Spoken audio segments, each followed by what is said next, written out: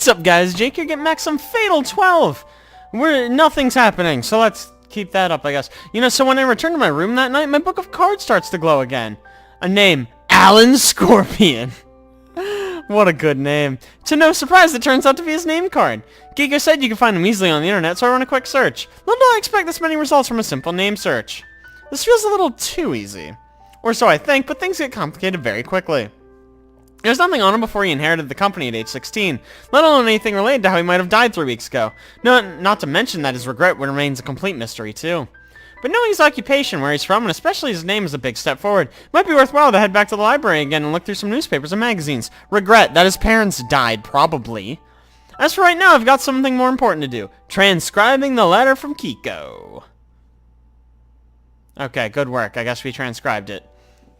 Okay, good transcribing, everyone. Written on the paper are thoughts and feelings toward her husband and child. She actually didn't write it as herself, but as one of her friends. Why didn't she give it to them to send? That means it'll be far less painful for her husband to read compared to one coming directly from her. I remember now, because they'll forget her... Well, they'll forget the letter when she dies, something like that.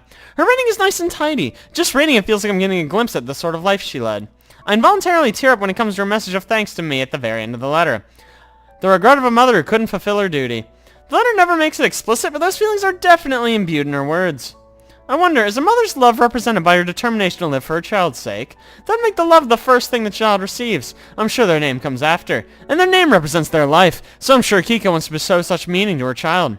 Families work in myriad ways, but Kiko really likes her kid's name, I guess. I don't know. That's why it ended up being her regret. I recall what she said about my name this afternoon. That's the one and only thing other than my life that I received from my mother, according to my gran. In which case, she must have also passed on her determination and love when I was born. Wonder if I'll ever be able to pour that same love into another person. I shake my head to clear the thoughts away before I dive too deeply into them. There's no point wading through them when none of the answers are there. As for my regret, the same applies to this question. The reason I don't know my own regret is because I don't know my own self well enough. Wow, let's go on a journey of self-discovery. I might be able to take pride in my own life once I learn my regret. But even if I don't make it through... No, you know what? Scratch that. I know I want to make it through. Wow, how noble of you. Reading Kiko's letters helped me finally find the resolve I need. You know, I don't want to die. Just full stop. Dying kind of sucks. Maybe Kiko should be eliminated. Or should Kiko be eliminated tonight? I'll mail this letter the very next day. Not should she be eliminated. That sucks. That would be suboptimal at best. That'll be my top priority. Once I make that decision, the day begins to wind down. Please don't switch characters. I don't want to play with the snake lady again. Oh, this is probably worse. We're gonna watch Mommy die. There stands Alan, as emotionless as ever. It should go without saying, but this is in the Court of Fate. Yeah, thanks. I can see the background, actually. Good evening, my lovely slaves to fate. A voice rings throughout the court, clear as a bell. Paca arrives to greet the participants, her innocent smile and ongoing deception. Tonight brings with it the third round of divine selection. Things have been proceeding rather smoothly thus far, but will that remain the case for much longer? No. Is this... Why? We know her name, right? Beating around the bush seems to be your forte. You sure you're not just trying to sound mysterious by spouting random nonsense? Oh, you certainly are brash. Whether or not that is the case is none of your business, I fear.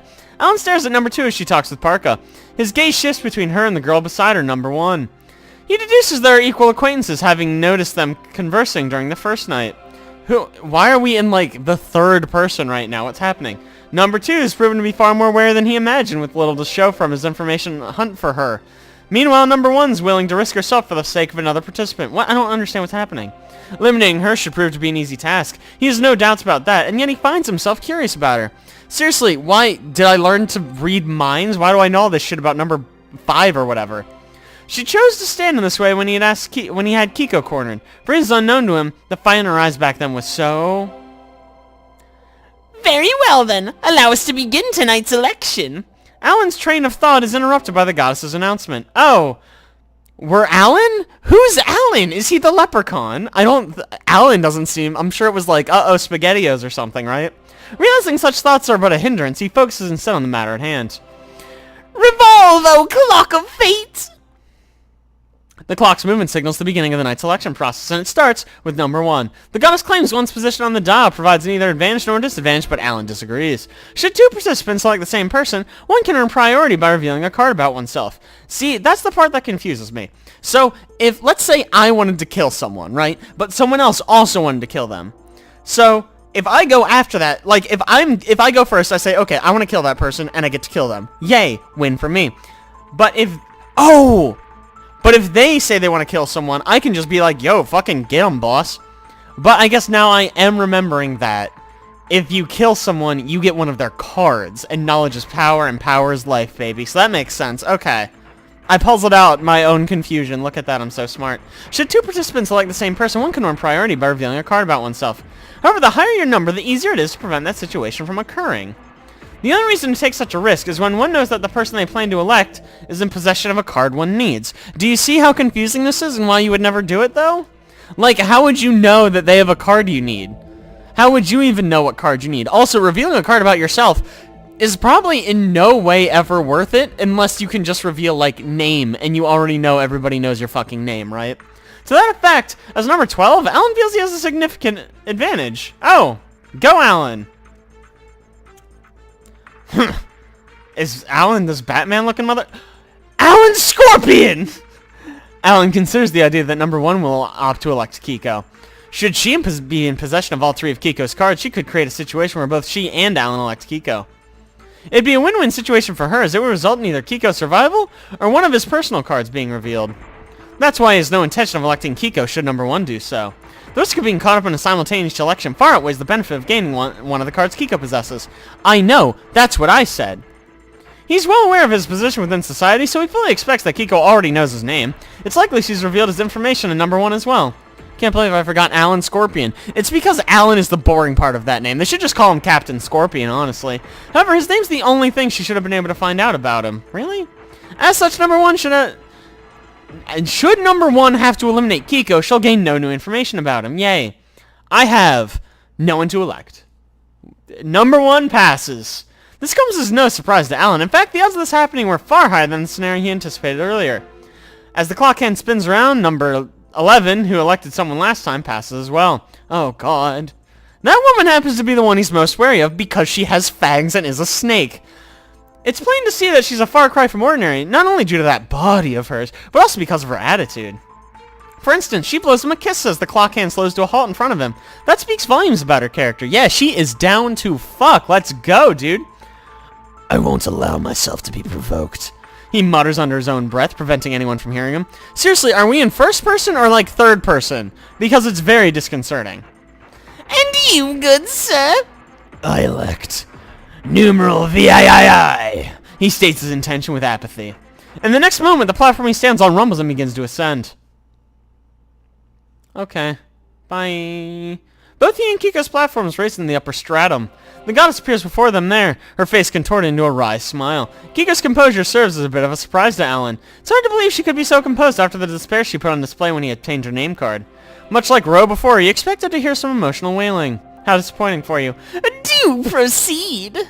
This marks Alan's second time electing someone, so he's acquainted with the process. Once his cards have gathered in front of him, he only has to read aloud the relevant ones.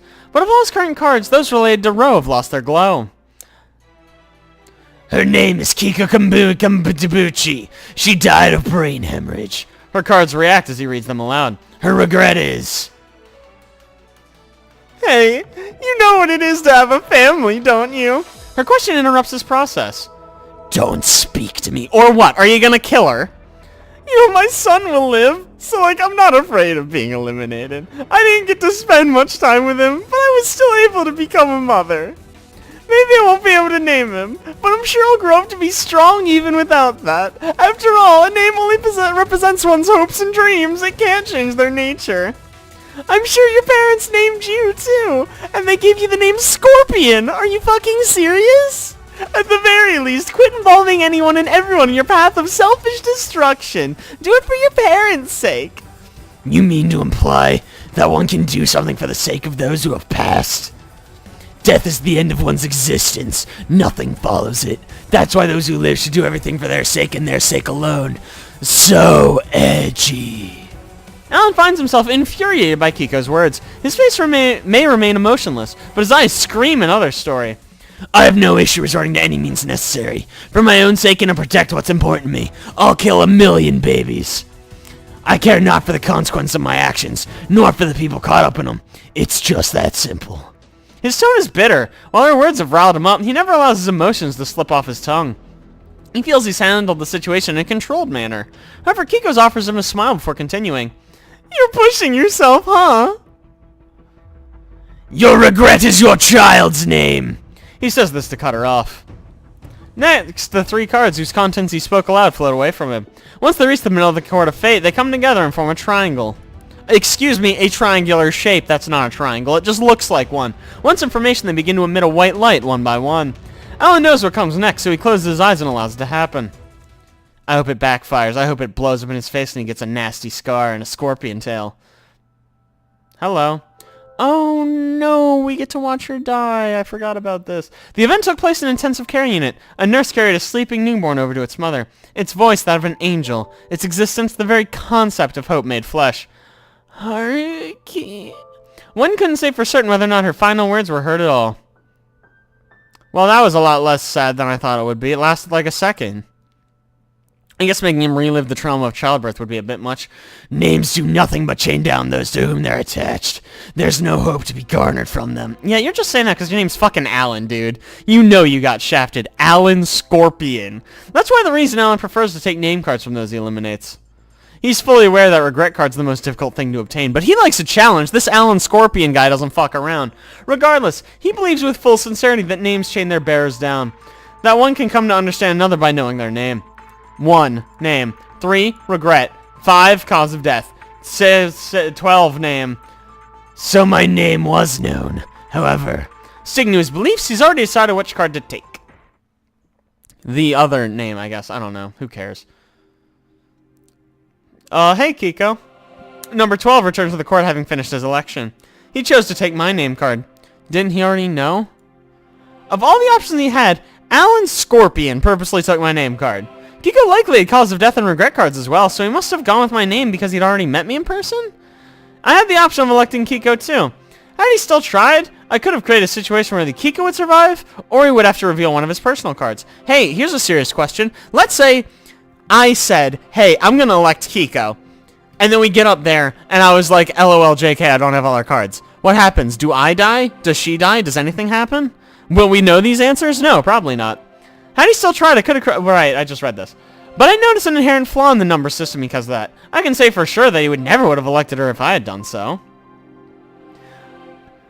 Why did he go for your name? It'll be fine. It's fine. Do you know what his name is? Alan Scorpion. Miharu glares at him. I'd likely do the same if he'd gone for her name. I'm not glaring. I pierce him with my eyes instead. Very different. Not only do I already know his name, but we've already met and he knows the area I live in. It was only a matter of time before he found out my name. In fact, I'm surprised he doesn't already know your name. To my own surprise, I'm not shaking. His presence is as imposing as ever, but I can stare him dead in the eye without issue now. It's my way of telling him, bring it, bitch. I'll fuck you up. You want to go? The resemblance is truly striking. I don't bother to ask what he means by that. I can't say for sure whether or not he's shouldering a story of his own, but right now I have zero desire to exchange words with him.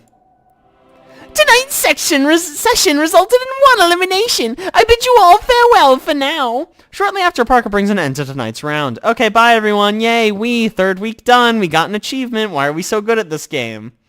Oh, yay, I don't have to play the Scorpion Girl. I get to keep playing Rinka, who's great, and is gonna be in love with Miharu, because how can you blame her? Miharu's great. I wake up feeling refreshed. I must have gotten a good night's sleep for the first time in a while. Nothing makes me sleep better than watching a newborn mother die. Kiko's been eliminated, but I don't feel sad about it. Just empty. My eyes wander over to my table, but the letter I see from Kiko and the one I've written are both there. However, when I get up to take a close look at Kiko's letter, its contents have vanished. Her actions during Divine Selection, as well as their effects, have been undone. Next, I check my transcription of her letter to confirm that it remains intact. This proves those eliminated will be remembered by the participants, but their actions at large will be undone. However, not all trace of her actions have been erased. The letter she gave me still bears proof to that. Had I been eliminated, chances are my letter wouldn't have disappeared either. Just what I had written on it. In other words, that goddess can't rewrite the world's events completely. That might explain why Naomi has a faint recollection of events that are supposed to have been undone. Speaking of Naomi, I'm curious to learn how much she remembers about Kiko. I can't bring myself to ask her, though. I'd rather she remain as uninvolved as possible, which is why I decided to rope her into the murder game. Miharu Naomi! I end up shouting their names without thinking for no fucking reason. I'm sitting quietly in my room and then just yelled. I can't help myself considering the circumstances. I grit my teeth and rushed to the school. Cool, bye. Here's the school. Oh, school, great. I come across Naomi right as I arrive at the school gate. It's a bit awkward seeing her now since we helped murder a woman. Regardless, I try to act as I usually do and say good morning to her. Good morning. I'm going to start preparing for the cultural festival today, so I have to come up with some ideas for our signboard and decorations. Of course, I also plan on teaching everyone how to brew coffee. I can't say I'm too confident, but I'll do my best to teach them as you taught me. Promise me you'll visit our dorm during the festival. And by dorm, I mean room. Is her hair different? Doesn't she normally wear glasses? What's happening? Hello? Of course I will. Seriously, what is this? I noticed a remarkable difference she's made between Saturday and now. She seems to have changed her hairstyle as well. Yeah, I noticed that. Did you switch to contact lenses? I did! You know, I actually wanted to make the switch for a while now, so my glasses breaking gave me a great excuse to do so. Oh, so that still happened, I guess. After that exchange, we both make our way into the building separately. Hi, we're not going to ask her about that? Because the only reason her glasses broke is because fucking Scorpion King came in and pushed her down, right? I can tell she's tiptoeing around what happened last week. Okay. What? Something else is on my mind throughout the day at school. Has Kiko's son been born following her elimination? Yeah. He died right when she died. Or he was born right when she died, right? Obviously. That's why I make my way to the hospital, figuring they'll at least tell me that much.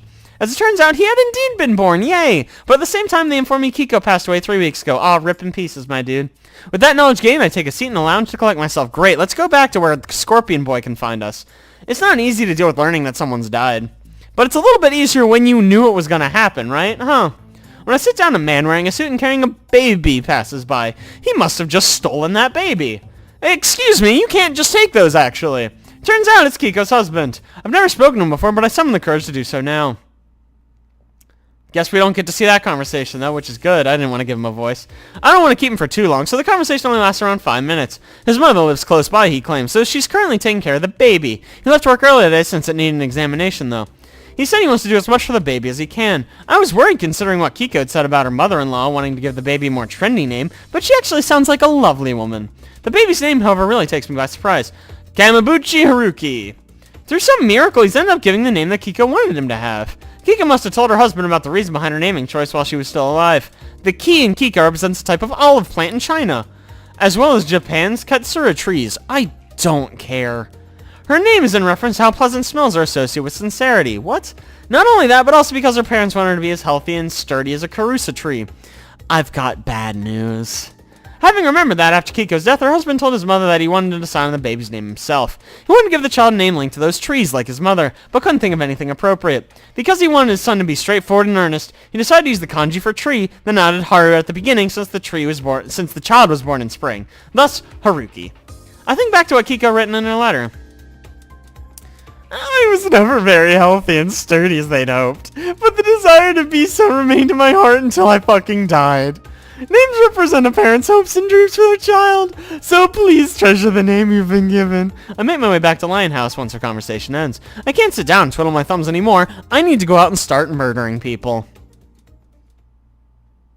And so we did. Hey, here we are. Great. You know, 3 days have passed since Kiko's elimination. In terms of information, I'm at a bit of a standstill. Well, great. I guess we just wasted 3 days for nothing. But I'm going to draw the episode to a close here. So thank you guys so much for watching. I really appreciate it. If you like it, don't forget to like and subscribe. Be sure to tune next week for more Fatal 12 with yours truly. I will see you guys then.